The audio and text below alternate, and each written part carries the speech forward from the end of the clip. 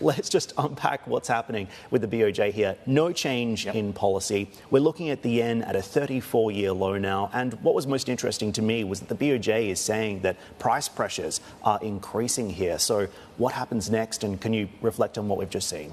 Yeah, what happens next is they need to hike rates again. I mean, let's face it, rates are at an absurdly low level given the prevailing rate of inflation, which is well above 2%. We had some slightly disappointing Tokyo numbers today, but there are reasons for thinking they aren't necessarily going to be reflected nationwide. So you've got decent growth. You've got inflation, which looks okay. The wage settlements that happened in the spring looked extremely good.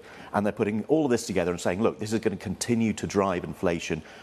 And reading between the lines, that says more rate cuts coming. We think July might get another 15 basis points, could get another 25 by the end of the year.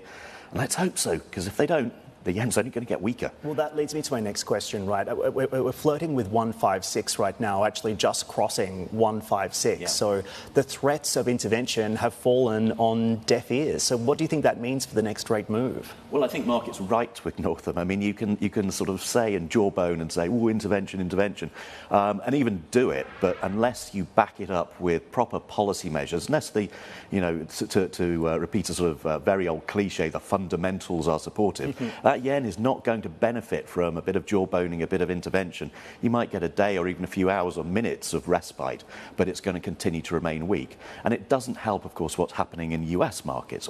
The real sort of question is that disparity between US rates and expectations for US rates and Japanese rates. And even with some tightening, that gap is going to remain extremely wide. Indeed. And the rate differential probably explains the move that we've seen in yen as well, right? Absolutely, yeah. Back to the fundamentals. The rate differential is widening because people don't expect as much easing from the Fed. Back to those core PCE numbers that are out tonight, which are not going to help either, I don't think. I think going up rather than down, which was the market expectation after the quarterly numbers we got the other day.